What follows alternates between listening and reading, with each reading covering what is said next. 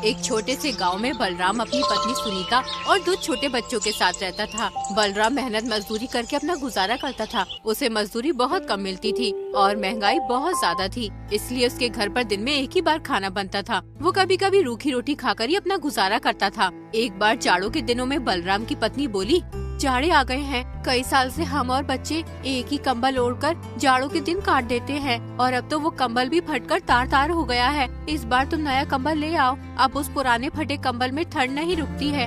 बच्चों को ठंड से कांपते हुए देखकर रोना आता है। बच्चों को देखकर मुझे भी रोना आता है। मैं एक बदनसीब बाप हूँ जो घर में एक कंबल भी नहीं ला सकता। सुनीता, तुम तो जानती हो मेरी रोज की कमाई से हमारे घर का गुजारा बहुत मुश्किल से हो पाता है। ऐसे में मैं कंबल कहाँ से ला सकता हूँ? एक कंबल की कीमत कम से कम 10 रुपए होगी और मैं दिन में बड़ी मुश्किल से ही 1 रुपया कमा पाता हूँ। मेरे पास 5 रुपए हैं। ये 5 रुपए मैंने बड़ी मुश्किल से जमा किए हैं। तुम्हारे 5 रुपए हरिया किसान पर निकलते हैं। तुम उससे 5 रुपए लेकर एक कंबल ले आओ। बलराम हरिया के घर अपने 5 रुपए लेने पहुंच जाता है। हरिया अपने घर के बाहर दरवाजे पर बैठा हुआ होता है। बलराम को अपने घर आता देखकर हरिया उससे कहता है, अरे बलराम भाई, आज मेरे घर कैसे आना हुआ? सब खैरियत तो है ना?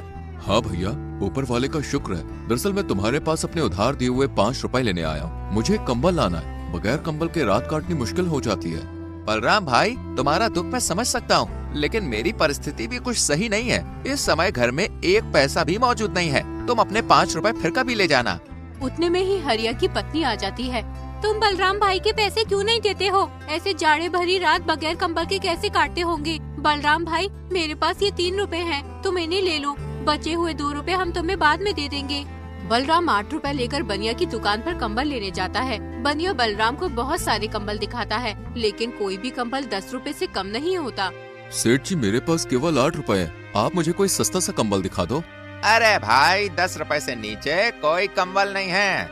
सेठ जी, तुम मुझे ये 10 रुपए वाला कंबल दे दो, मैं तुम्हें 2 रुपए 2-4 दिन में दे दूंगा। हम ऐसे कंगालों को उधार नहीं देते। कौन पीछे पीछे फिरे? जाओ अपनी राह लो। 1 घंटा खराब करवा दिया। जेब में 8 रुपए ली है और कंबल लेने चला है 10 रुपए वाला। बेचारा बलराम सेठ की बात सुनकर निराश होकर घर की ओर निकल जाता है। रास्ते में वो सोचने लगता है, कितनी हैरानी की बात है। मैं सारे दिन काम करता हूँ, उस पर भी घर में कोई आराम का साधन नहीं है। गर्मियों में गर्मी से परेशान रहते हैं और जाड़े में ठंड से परेशान रहते हैं और ना ही कभी पेट भर खाना मिल पाता है। ऐसी जिंदगी जीने से क्या फायदा जब मैं अपने बच्चों को सुख नहीं दे सकता। बेचारी सुनीता ने घर से चलते समय कहा था कि कंबल जरूर लेकर आना। अब मैं क्या जवाब दूंगा उसको? बेचारी मेरी वजह से कितनी परेशानियों का सामना कर रही है। अब मैं क्या करूं? कहाँ जाऊं?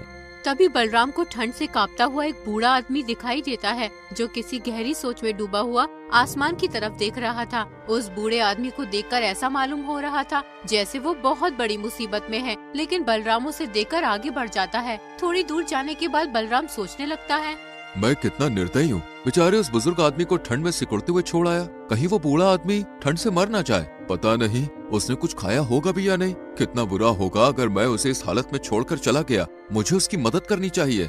फिर बलराम वापस उस बूढ़े आदमी के पास गया। उस आदमी को ठंड से कांपता हुआ देखकर बलराम को उस पर तरस आ गया। फिर वो उस आदमी से बोला, बाबा, आप इतनी ठंड में यहाँ क्यों बैठे हैं? क्या आपको कोई मदद चाहिए? बेटा, मदद तो मुझे चाहिए, लेकिन तुम मेरी क्या मदद करोगे? तुम्हारे कपड़े तो खुद तुम्हारी कहानी बता रहे हैं। बाबा, मेरे बस का हुआ तो मैं आपकी मदद जरूर करूंगा। ज्यादा ना सही तो थोड़ी बहुत तो कर ही दूंगा। बेटा, मैंने एक सूदखोर से ब्याज पर 7 रुपए लिए थे, लेकिन मैं समय पर उसके पैसे नहीं दे पाया, इसलिए उसने मुझसे मेरा घर छीन लिया और मुझे बेघर कर दिया। मेरे पास इतने पैसे नहीं है कि मैं उस सूदखोर के पैसे देकर अपना घर वापस ले सकूं। ना ही मुझसे अब कोई काम होता है जो उसके पैसे कमा कर दे सकूं। बाबा, आपके बच्चे नहीं है? बेटा, मेरे 2 लड़के हैं। मैंने उन्हें दिन रात मजदूरी करके पढ़ाया था। जब उनकी नौकरी लग गई तो वो मुझे छोड़कर शहर चले गए। वहाँ जाकर उन्होंने अपना घर बसा लिया और मुझे भूल गए। एक दिन आए थे दोनों भाई, मुझसे मिलने नहीं बल्कि मेरी जमीन बेचने। बड़ा बेटा कह रहा था कि पिताजी, मुझे शहर में बिजनेस शुरू करना है, इसलिए मुझे पैसों की बहुत जरूरत पड़ रही है, और छोटे बेटे को भी एक फैक्ट्री खोलनी थी। इसलिए दोनों भाइयों ने मेरी सारी जमीन बेचकर आधे आधे पैसे लेकर शहर चले गए और फिर कभी वापस नहीं आए। ये कहते कहते वो बूढ़ा आदमी रोने लगा। बलराम ने किसी तरह उन्हें चुप कराया।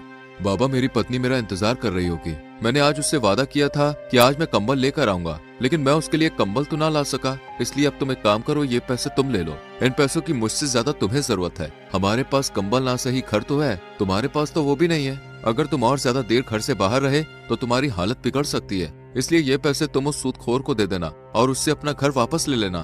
फिर वो आदमी बलराम से 7 रुपए ले लेता है और बलराम से कहता है, बेटा, तुम सच में बहुत नेक और अच्छे इंसान हो। आज जब तुम खुद अपनी परेशानियों में डूबे हुए थे, तब भी तुमने बिना किसी स्वार्थ के मेरी मदद की। ये वो गुण है जो किसी सच्चे इंसान में होता है। ईश्वर तुमसे हमेशा खुश रहे। तुम्हें इसका कोई अच्छा फल जरूर मिलेगा। मैं दुआ करता हूँ कि तुम्हारी जिंदगी में कभी कोई कमी ना आए और तुम्हें हर खुशी मिले। ईश्वर हर पिता को ऐसी नेक और समझदार औलाद दे जो किसी के काम आ सके। तुम जैसी औलाद किसी भी बाप के लिए बड़े ही गर्व की बात होती है। वो बुजुर्ग आदमी बलराम को बहुत दुआ देता है और फिर वहाँ से चला जाता है। बलराम को उस बुजुर्ग आदमी की मदद करके आज बहुत खुशी मिल रही थी, लेकिन दूसरी ओर उसे दुख भी था क्योंकि वो अपनी पत्नी के लिए कंबल नहीं ला सका। लेकिन उसे इस बात की तसल्ली भी थी कि उसने खुद की गरीबी के बावजूद एक नेकी का काम किया है। ये सोचते सोचते बलराम भी अपने घर चला जाता है।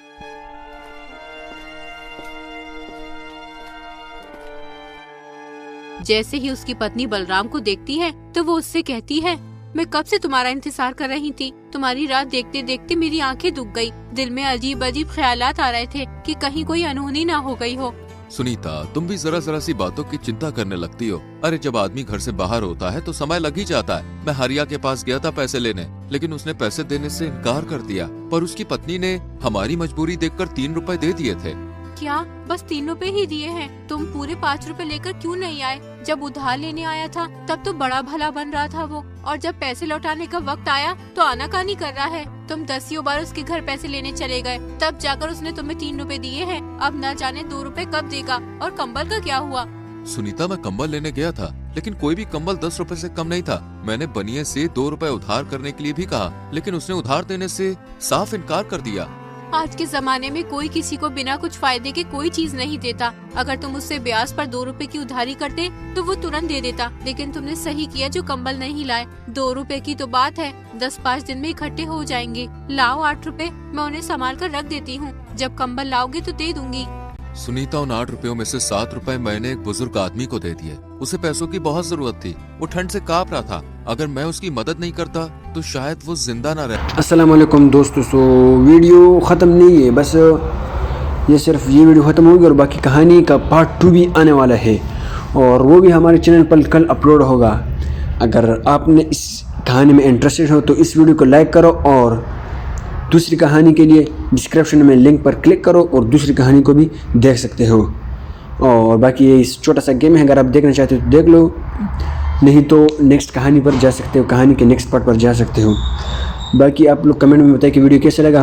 अगर अच्छा लगा हो तो लाइक ज़रूर करना और चैनल को सब्सक्राइब करना। मिलते हैं नेक्स्ट वीडियो में, तब तक के लिए बाय, टेक केयर, एंजॉय।